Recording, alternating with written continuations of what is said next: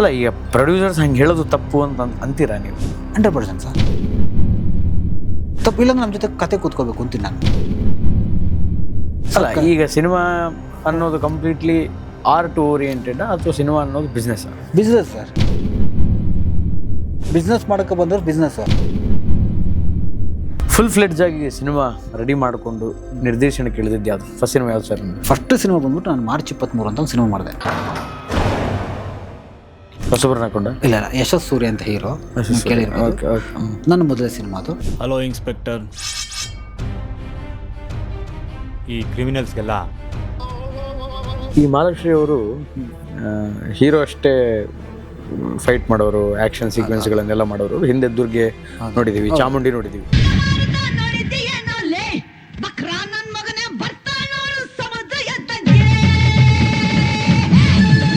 After long gap ಹೆಂಗೆ convince ಮಾಡಿದ್ರಿ sir? ಅದು ಏನಾಗುತ್ತೆ,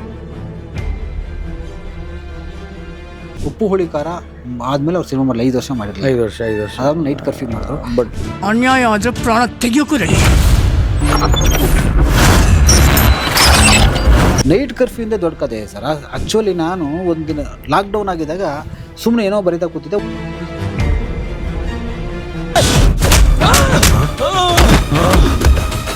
ಹೆಂಗೆ ಮಟಾಟು ಉಟ್ಕೊಂಡಿದ್ದು ಹೆಂಗೆ ಅಂದರೆ ನೀವು ಧೈರ್ಯ ಮಾಡಿದ್ದು ಹೆಂಗೆ? ಇಲ್ಲ ಹಂಗಲ್ಲ, ನಾವೇನೋ ಅಂದ್ರೆ ಎಲ್ಲ ಮ್ಯಾಲ ಕಲ್ಲ ಇಟ್ಟು ಮಠ ಕಟ್ಟ್ಯಾರಪ್ಪ ಮಂದಿ, ದೇವ್ರಿಗಿಲ್ಲಿ ಕೆಲ್ಸ ಇಲ್ಲ ಮನ್ಸಾನೆ ದೇವ್ರು. ಮತ್ತು ಅದೇ ಕ್ಯಾರೆಕ್ಟರ್ಗಳನ್ನೆಲ್ಲ ಹಾಕೊಂಡಿದ್ದೀರಿ. ಈಗ ಸಂತೋಷ್ ದಾವಣಗೆರೆ ಅಂತ ಒಬ್ರು ಬಂದರು, ಆ ಸಿನಿಮಾದ ಮೇನ್ ಕ್ಯಾರೆಕ್ಟರ್ ಮಾಡೋರು. ಚಿಕ್ಕ ಪುಟ್ಟ ಪಾತ್ರ ಮಾಡಿದ ಸಿನಿಮಾದಲ್ಲಿ ಅವ್ರು ಬಂದುಬಿಟ್ಟು ನನಗೊಂದಿನ ಏನು ಹೇಳಿದ್ರು, ಸರ್ ಹಿಂಗೆ ನಾನೊಂದು ಸಿನಿಮಾ ಮಾಡಬೇಕು. ಕತೆ ಅವ್ರದ್ದೇನಾ? ಕತೆ ಅವ್ರದ್ದೆ. ಏನು ಯಾಕೆ ಸಿನಿಮಾ ಮಾಡ್ಕೊಂಡು? ಇಲ್ಲ ನಾನು ಒಂದು ಕೆಲಸ ಮಾಡಿದೆ.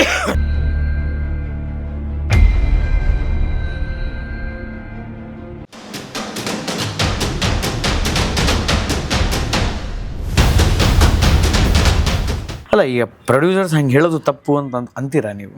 100% ಸರ್. ತಪ್ಪು ಇಲ್ಲಾಂದ್ರೆ ನಮ್ಮ ಜೊತೆ ಕತೆ ಕೂತ್ಕೋಬೇಕು ಅಂತೀನಿ ನಾನು. ಅಲ್ಲ, ಈಗ ಸಿನಿಮಾ ಅನ್ನೋದು ಕಂಪ್ಲೀಟ್ಲಿ ಆರ್ಟ್ ಓರಿಯೆಂಟೆಡ್ ಅಥವಾ ಸಿನಿಮಾ ಅನ್ನೋದು ಬಿಸ್ನೆಸ್? Business sir. ಬಿಸ್ನೆಸ್ ಮಾಡೋಕ್ಕೆ ಬಂದವ್ರು ಬಿಸ್ನೆಸ್ಸು. ಕರ್ನಾಟಕದಲ್ಲಿ ಬೆಂಗಳೂರಲ್ಲಿ 180 ಸಿನಿಮಾದ 200 ಸಿನಿಮಾ ಬಂದರೆ ಸರ್, 100 ಸಿನಿಮಾ ಬರೋರೆ ಆರ್ಟ್. ಫಸ್ಟ್ ಬಿಗಿನಿಂಗಲ್ಲಿ ಬಂದು ಏನಂತಾರೆ, ನಾವು ಫ್ಯಾಷನ್ಗೆ ಬಂದಿದ್ದೀವಿ ಅಂತಾರೆ. ಸಿನಿಮಾ ಕಂಪ್ಲೀಟ್ ಆಗೋ ಟೈಮ್ಗೆ ನಮ್ಗೆ ಬಿಸ್ನೆಸ್ ಮಾಡಿಕೊಡು ಅಂತಾರೆ. ಯಾರು? ಪ್ರೊಡ್ಯೂಸರ್ಸು? ಹೌದಾ? ಹೊಸ ಪ್ರೊಡ್ಯೂಸರ್ ನೋಡಿ ಸರ್, ನೋಡಿ ಸರ್, ನಾವು ಡೈರೆಕ್ಟರ್ಗಳು ನಮ್ಮದು ತಪ್ಪಿದೆ. ಒಂದು ಮಾತಾಡ್ತೀನಿ ಕೇಳಿ. ನಾವು ಒಂದು ಬಜೆಟ್ ಕೊಡ್ತೀವಿ ಪ್ರೊಡ್ಯೂಸರ್ಗೆ. ಆ ಬಜೆಟ್ಲಿ ನಾವು ಮುಗಿಸಲ್ಲ. ಅದು ಎಲ್ಲರೂ ಅಲ್ಲ, ಬಹುತೇಕರು ಮುಗಿಸಲ್ಲ. ಒಂದು ಏನೋ ₹1 ನೀವು ಮುಗಿಸ್ತೀವಿ ಅಂತಾರೆ, 1.5-2 ರೂಪಾಯಿ ಮಾಡಿಬಿಡ್ತೀರಿ ನೀವು. ಅದಕ್ಕೆ ಪ್ರೊಡ್ಯೂಸರ್ ನಮ್ಮ ನಂಬೋದೇ ಇಲ್ಲ. ಹೊಸಬರ ನೀವು ಯಾರನ್ನ ಡೈರೆಕ್ಟರ್ಗಳನ್ನೇ ನಂಬಲ್ಲ. ನೀವು ಹೇಳೋದೊಂದು ಮಾಡೋದೊಂದು ಅಂತಾರೆ.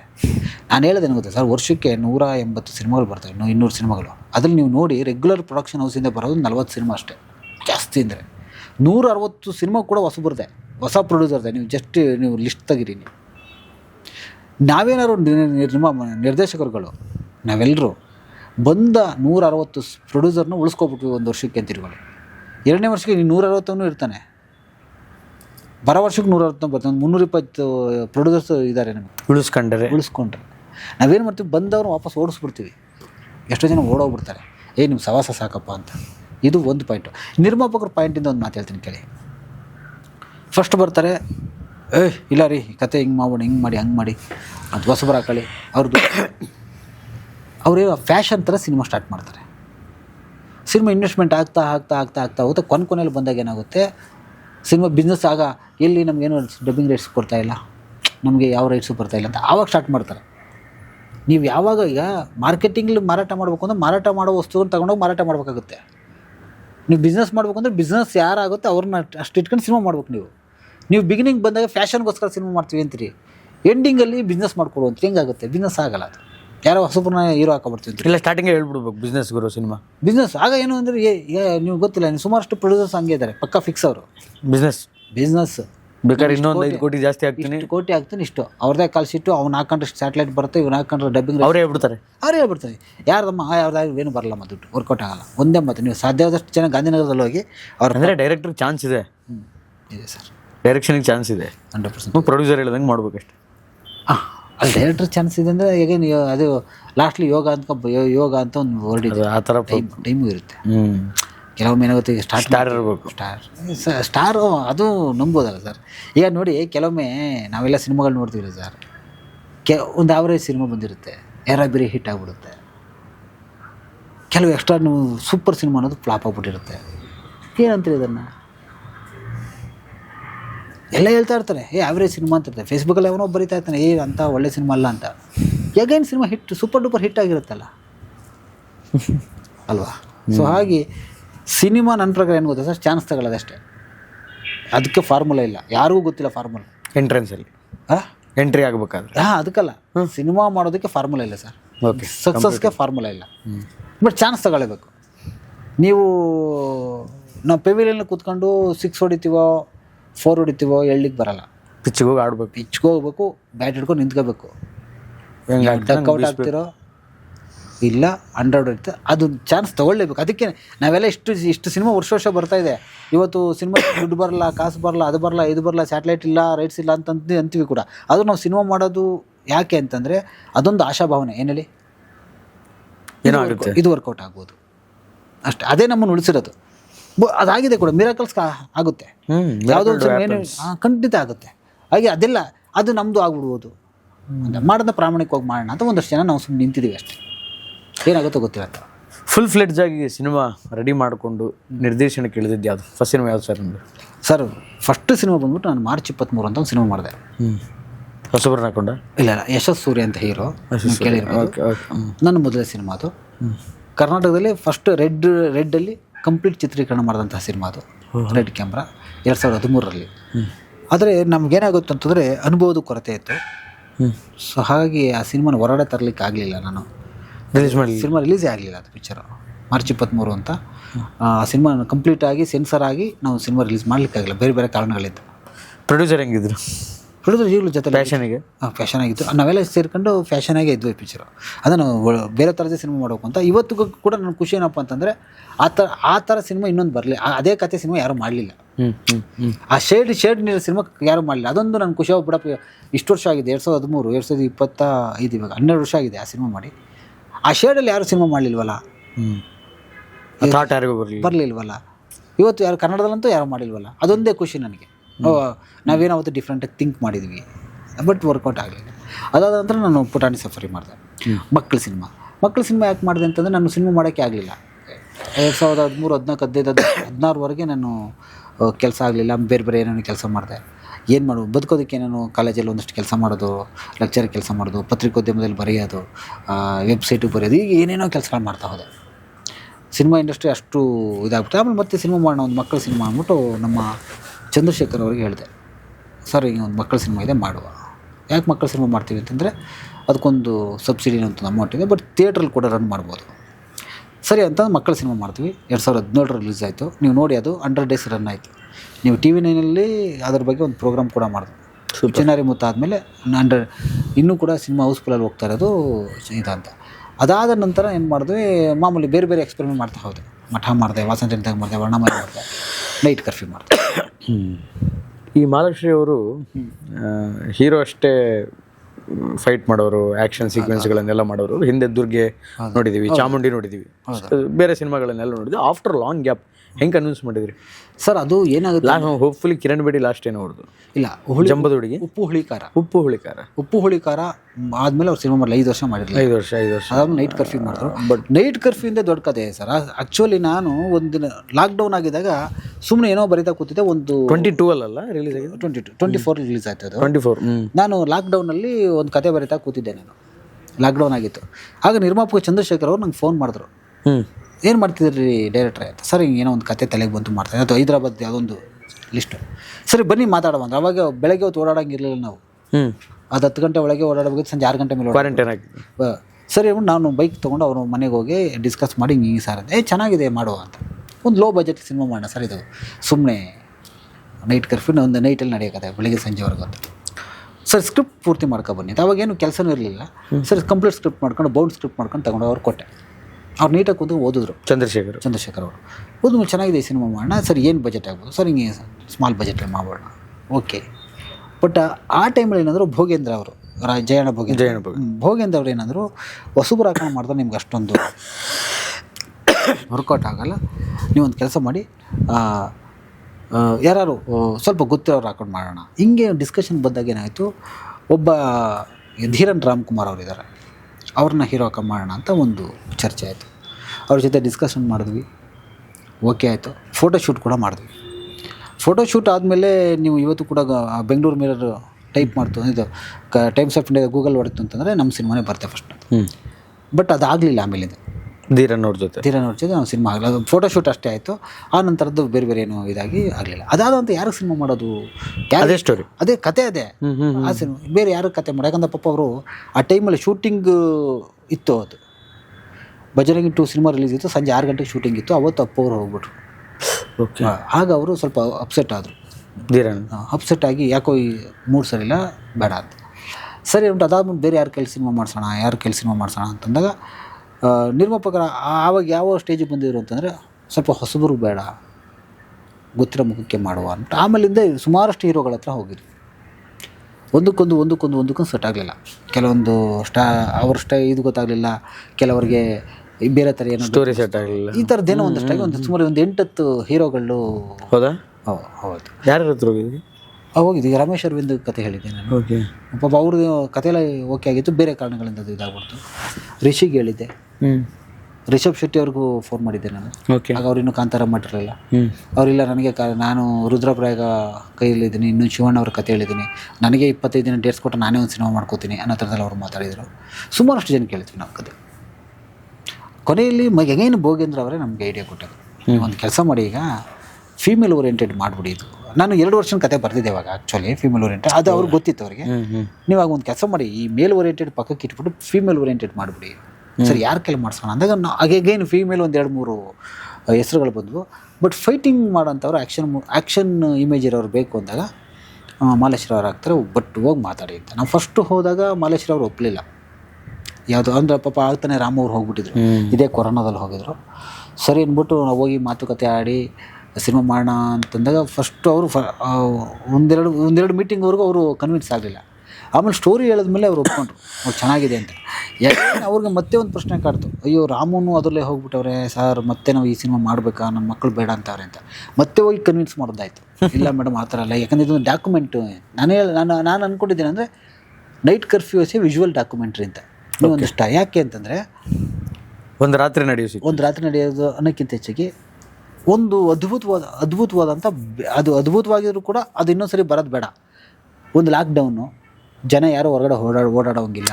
ಪ್ರೆಸೆಂಟ್ ಸಿಚುವೇಶನ್ ಏನಿದೆ ಅದು 100 ವರ್ಷದಿಂದ ಆಗಿತ್ತು. 1921ರಲ್ಲಿ, 1920 1920 ಆಗಿತ್ತು ಈ ಲಾಕ್ಡೌನ್ ಅನ್ನೋದು.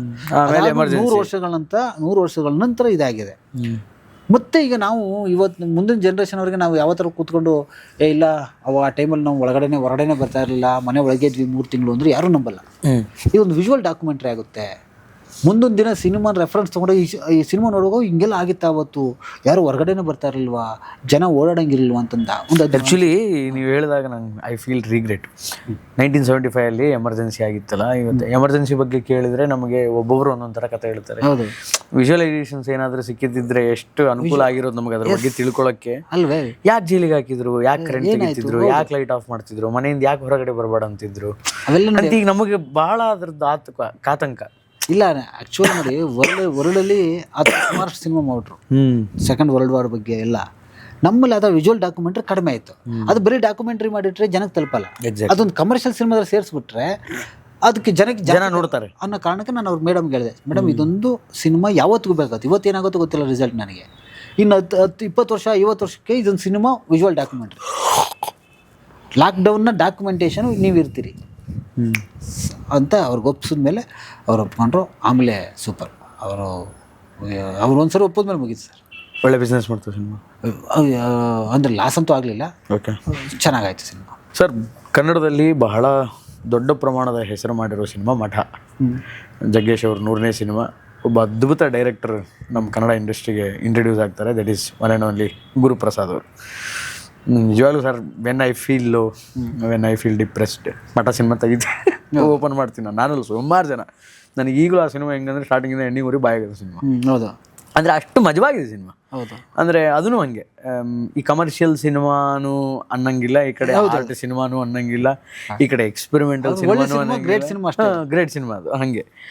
ಬಟ್ ಆ ಸಿನಿಮಾ ಅದು ನಾನು ಯಾವಾಗಲೂ ಅಂದ್ಕೊಳ್ತಾ ಇದ್ದಿದ್ದೇನೆಂದರೆ, ಎಕ್ಸ್ಟ್ರಾರ್ಡಿನರಿ ಸಿನಿಮಾ. ಮತ್ತು ಇದ್ರ ಸೀಕ್ವೆಲ್ ಏನಾದರೂ ಮಾಡಿದರೆ ಗುರುಪ್ರಸಾದ್ ಅವರೇ ಮಾಡಬೇಕು, ಮಾಡ್ತಾರೇನೋ ಗೊತ್ತಿಲ್ಲ, ನೋಡೋಣ ಅಂದ. ಅಷ್ಟ್ರಾಗ ಮತ್ತು ನೀವು ಮಠ 2 ಮಾಡಿದ್ರಿ.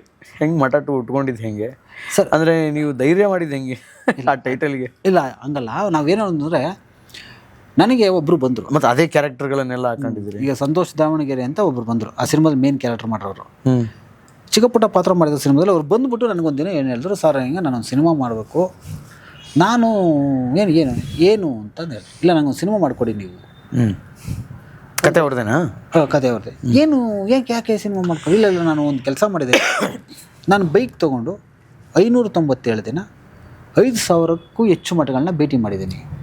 ಅವರ ಬೈಕ್ ತೊಗೊಂಡು ನನ್ನ ಹತ್ರ ಡಾಕ್ಯುಮೆಂಟ್ ಇದೆ, ಅದನ್ನು ಬೇಸ್ ಮಾಡಿ ನನಗೊಂದು ಸಿನಿಮಾ ಮಾಡಿಕೊಡಿ ಅದು. ನನಗೆ ಫಸ್ಟ್ ಆಶ್ಚರ್ಯ ಆಯಿತು, ಒಬ್ಬ ವ್ಯಕ್ತಿ ಬೈಕ್ ತೊಗೊಂಡು 5,000 ರೆಕಾರ್ಡು, ಬಟ್ 15,000ಕ್ಕೆ ಹೆಚ್ಚು ಮಠಗಳನ್ನ ಭೇಟಿ ಮಾಡಿದ್ದೀನಿ. ಒಂದು ಜಾತಿಯ ಒಂದು ಪಂಗಡದ ಮಠ ಮಾತ್ರ ನಾವು ಕಾನ್ಸಂಟ್ರೇಟ್ ಮಾಡೋಣ. ನಾನು ಎಲ್ರಿ ತಗೊಬಂಡ್ರಿ ಡಾಕ್ಯುಮೆಂಟೇಷನ್ನು ಅಂತ ನಾನಂತೆ. ಅವರೆಲ್ಲ ತಗೊಂಡು ಕೊಟ್ಟಷ್ಟು ಇದು ಯಾವ್ಯಾವ ಮಠಕ್ಕೆ ಹೋಗಿದ್ರು, ಯಾವ ಡೇಟಲ್ಲಿ, ಅಲ್ಲಿ ಸಿಗ್ನೇಚರು ಎಲ್ಲ ಅದನ್ನು ಆಧರಿಸಿ ಅವರು 30 ಪುಸ್ತಕ ಬರೆದಿರು, ಮಠ ಮಾರ್ಗದರ್ಶನ ಅಂತ. ಅವರೇ ಅದಕ್ಕೆ ಅವ್ರಿಗೆ ಗೌರವ ಡಾಕ್ಟರೇಟ್ ಸಿಕ್ಕಿತ್ತು. ಶಬಾಷ್. ಅವರ ಪುಸ್ತಕಗಳನ್ನ ಆಧರಿಸಿ 3 ಜನ PhD ತೊಗೊಂಡಿದ್ರು. ಓಹ್ ಸರ್, ಇದನ್ನು ಸಿನಿಮಾ ಮಾಡಬೇಕು ಅಂತ ನನ್ನ ಹತ್ರ ಬಂದರು. ನಾನು ಇದನ್ನು ಸಿನಿಮಾ ಹೆಂಗೆ ಮಾಡೋದು? ನಾನು ಮೋಟರ್ ಸೈಕಲ್ಸ್ ಡೈರೀಸ್ ಅಂತ ಒಂದು ಸಿನಿಮಾ ನೋಡಿದೆ ನಾನು, ಚೆಗುವೇರ ಅವರು ಕೂಡ ಬೈಕ್ ತಗೊಂಡು ಕ್ಯೂಬಾ ಬಂದು ಕ್ರಾಂತಿಕಾರರಾಗ್ತಾರೆ, ಇದು ಸಿನಿಮಾದ. ನಾನು ಇವನು ಹಿಂಗೆಲ್ಲ ಮಾಡಿರಲ್ಲ. ಆಮೇಲೆ ಜಸ್ಟ್ ಇಮ್ಯಾಜಿನ್ ಮಾಡ್ಕೊಳ್ಳಿ, ನೀವು 5,000 ಮಠನ ನೀವು ಭೇಟಿ ಮಾಡೋಕ್ಕದ ನೀವು ದೊಡ್ಡ ತಿಂಗ್ ಅದು ಬೈಕಲ್ಲಿ ಹೋಗ್ಬಿಡೋದಿಲ್ಲ. 597 ದಿನ 597 ಡೇಸ್. ಅದಕ್ಕೆ ನಂಗೆ ಎಕ್ಸೈಟಿಂಗ್ ಆಗಿ ಮಾಡೋಣ ಈ ಸಿನಿಮಾ ಅಂದ್ಬಿಟ್ಟು ನೀವೇನೇನು ಅನುಭವಿಸ್ತೀರೋ ಅದೆಲ್ಲ ಬರ್ಕೊಡಿ ಸೀನ್ಗಳನ್ನ, ಯಾಕಂದ್ರೆ ನಾನದೇನೂ ಇಲ್ಲ ಇದರಲ್ಲಿ ಅಂತ. ಅವರು ಒಂದು 200 ಸೀನ್ಗಳನ್ನ ಬರ್ಕೊಟ್ರು, 200 ಘಟನೆಗಳನ್ನ. ಹೊರಟಾಗಿನಿಂದ ವಾಪಸ್ ಬರೋವರೆಗೆ ಇದನ್ನು ಬೇಕಾದ್ರು ಮಾಡಿ.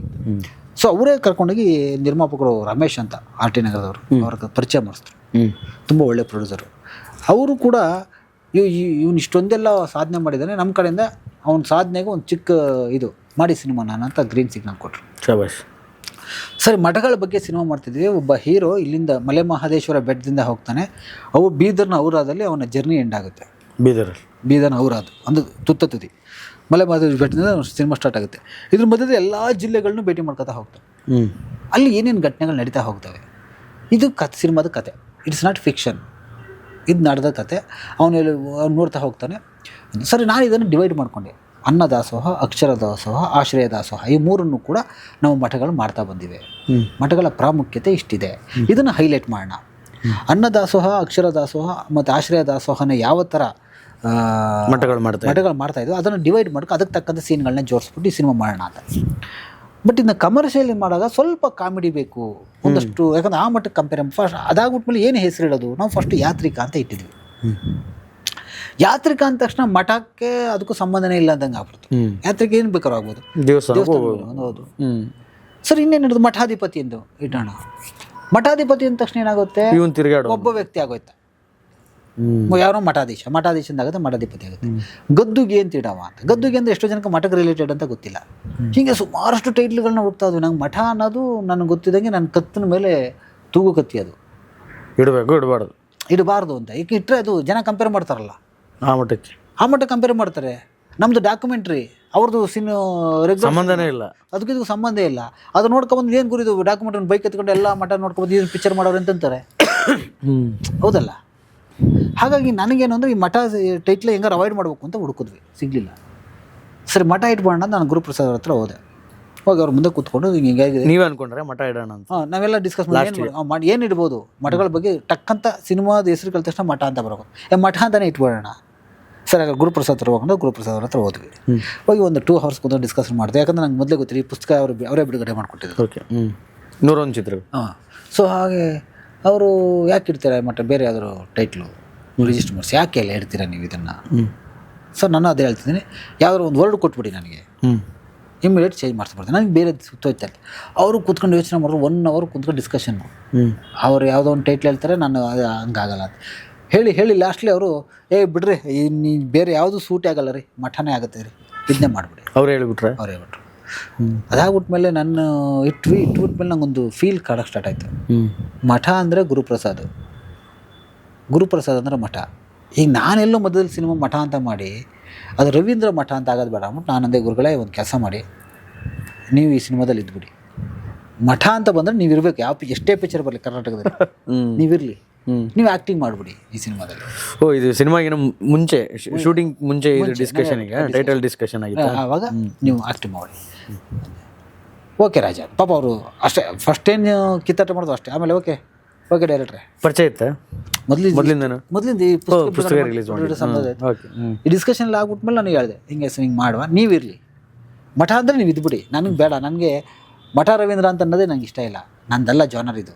ಗುರುಪ್ರಸಾದ್ ಅವರು ಇರಬೇಕು, ಅವರೇ ಇರಬೇಕು, ನಿಮ್ಮದೇ ಬ್ರ್ಯಾಂಡು, ಅವ್ರದೇ ಮಠ, ಅವ್ರದೇ ಮಠ. ವಿಶೇಷ ಏನು ನನಗೇನು ಅಂದರೆ, ನಾನು ಮಕ್ಕಳ ಸಿನಿಮಾ ಮಾಡಿದ್ದೇನೆ, ಇಮ್ಮಿಡಿಯೇಟ್ ನಾನು ಬೇರೆ ಜಾನರ್ಗೆ ಹೋಗ್ಬೇಕು, ಏನೋ ಒಂದು ಎಕ್ಸ್ಪೆರಿಮೆಂಟ್ ಮಾಡ್ಬೇಕಷ್ಟೆ.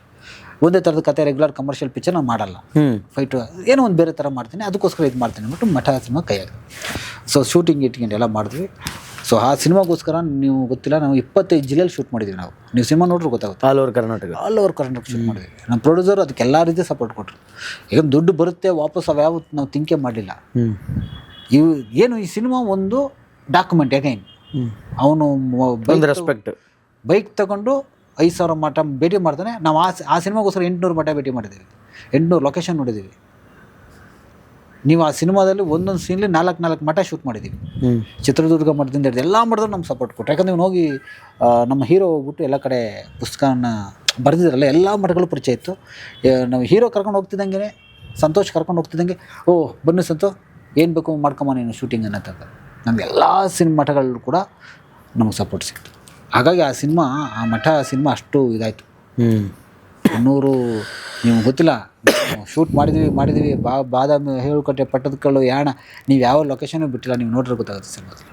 ಈ ಕ್ಯಾರೆಕ್ಟರ್ಗಳನ್ನೆಲ್ಲ ಹೆಂಗೆ ಒಪ್ಪಿಸಿದ್ರಿ ಸರ್? ತಬ್ಲಾ ನಾನಿ, ಬಿರಾದರ್ ಅವ್ರನ್ನ ಅದನ್ನ ಗುರುಪ್ರಸಾದ್ ಒಪ್ಪಿಸ್ಬಿಟ್ರು. ಹೌದಾ? ನಾನು ಅಷ್ಟೇ ಹೇಳಿದೆ. ಅಂದರೆ ಅವರು ಅನ್ಕೊಂಡ್ರೆ ಆ ಮಟ್ಟಕ್ಕೂ ಈ ಮಟ್ಟಕ್ಕೂ ಸಂಬಂಧನೇ ಇಲ್ಲ ಸ್ಟೋರಿ? ನಾನು ಫಸ್ಟ್ ಹೇಳ್ಬಿಡಿ, ಅವ್ರಿಗೆ ಹೇಳಿದೆ, ಕಥೆಯಲ್ಲೇ ಹೇಳಿದೆ, ಸರ್ ಇದೇ ಕತೆ, ನಿಮಗೂ ನಮಗೂ ಸಂಬಂಧವೇ ಇಲ್ಲ ಅಂದೆ. ಆದರೆ ಇದಕ್ಕೊಂದು ಟೈಟ್ಲ್ ಬೇಕು ಅಂತ. ಅದೆಲ್ಲ ಆಗ್ಬಿಟ್ಮೇಲೆ ನಾನು ಗುರುಪ್ರಸಾದ್ ಹತ್ರ ಕೇಳ್ಕೊಂಡೆ, ಸರ್ ಹಳೆ ಮಾಡಿದವರೆಲ್ಲ ಇದು ಬಿಡಲಿಲ್ಲ ಸರಿ, ನೀವೇ ಕನ್ವಿನ್ಸ್ ಮಾಡಬೇಕು, ನಾನು ಮಾಡ್ತೀನಿ.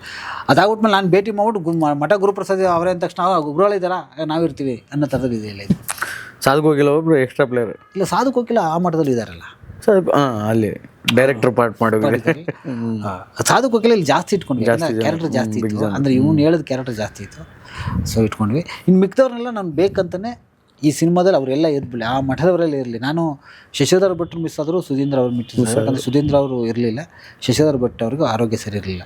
ಅದು ಬಿಟ್ಟು ಇನ್ನೆಲ್ಲ ಮಠದವ್ರು ಇರಲೇಬೇಕು, ಯಾಕಂದ್ರೆ ಮಠ ಅಂತಾರೆ ಅವರೇ ಇರಬೇಕು ಅಂತ ನಾನು. ಮಂಡ್ಯ ರಮೇಶ್ ಇದ್ದಾರೆ, ಮಂಡ್ಯ ರಮೇಶ್, ತಬ್ಲಾ ನಾಣಿ, ಬಿರಾದರ್ ಎಲ್ಲ ಗುರು. ಜಗ್ಗೇಶ್ ಅವರಿಲ್ಲ, ಜಗ್ಗೇಶ್ ಅವ್ರು ಕೇಳಿದ್ವಿ ನಾವು, ಅವರು ಬೇರೆ ಕಮಿಟ್ಮೆಂಟಿಂದ ಅವರು ಮೇಯ್ನ್ ಪಾತ್ರ ಅದರ ಮಾಡ್ತೀನಿ ನಾನು, ಇದಾದರೂ ನಾವು ಮಾಡ್ಲಿಕ್ಕೆ ಬರಲ್ಲ ಅನ್ನೋ ಥರದಲ್ಲಿ ಮಾತಾಡಿದ್ರು. ಸೊ ಆಗಲಿಲ್ಲ. ಅಷ್ಟು ಬಿಟ್ಟರೆ ಎಲ್ಲರೂ ಇರಲೇಬೇಕು, ಯಾಕಂದರೆ ಮಠ ಅಂದಮೇಲೆ ಅವ್ರು ಇರಲೇಬೇಕು ಅಂತ ನಾನು. ಆ ಕ್ರೆಡಿಟ್ ಅವ್ರಿಗೆ ಹೋಗ್ಬೇಕು, what ever it may be, ಅದು ನಮ್ಗೆ ಬೇಡ ಅನ್ನೋ ಥರದಲ್ಲಿ ಮಾಡ್ತೀವಿ. ಈ ಸಾರಿ ಹೆಚ್ಚು ಕಡಿಮೆ ನಾನು ಒಂದು 20 ಸಿನಿಮಾ ಬಿಟ್ಟಿರ್ಬೋದು ರಿಲೀಸ್ ಆಗಿರೋದು. ಸಿನಿಮಾ ನೋಡ್ತೀವಿ, ಅಲ್ಲಿ ಥಿಯೇಟ್ರಿಗೆ ಹೋದಾಗ ಏನಾಗುತ್ತೆ ಅಂತಂದರೆ, ಅಲ್ಲಿ ರೇಟು ನನ್ನ ಫಸ್ಟ್ ತಳ್ಳುತ್ತೆ. ನಾನು ಅದಕ್ಕೆ ಸೋಮವಾರ ನೋಡ್ಬಿಟ್ಟು ಕಾಯ್ತೀನಿ, ಸೋಮವಾರದ ಮೇಲೆ ಎಷ್ಟೋ ಮಾಲ್ಗಳಲ್ಲಿ 99 ರೂಪಾಯಿ ಇರುತ್ತೆ ಅಂತ. ಸೊ ಎಲ್ಲ ಹಂಗೆ ಕಾಯಲ್ಲ ಸರ್. ಇವತ್ತು ಆಮೇಲೆ ಸಿನಿಮಾನ ಥಿಯೇಟ್ರಿಗೆ ಬಂದು ನೋಡಬೇಕು ನಾವು ಅನಿವಾರ್ಯತೆ ಯಾರಿಗೂ ಇಲ್ಲ. ಅದಕ್ಕೆ ನಾವು ಆಫರ್ಗಳಿಡಬೇಕು, ಟಿಕೆಟ್ ಪ್ರೈಸ್ನ ಕಡಿಮೆ ಮಾಡಬೇಕು. ಈಗ ನಮ್ಮ ಸಿನಿಮಾಗಳಲ್ಲಿ ಲ್ಯಾಕ್ ಆಫ್ ಆಡಿಯನ್ಸ್ ಅನ್ನೋದು ಒಂದು ದೊಡ್ಡ ಮಟ್ಟದಲ್ಲಿ ಸಮಸ್ಯೆ ಆಗುತ್ತೆ.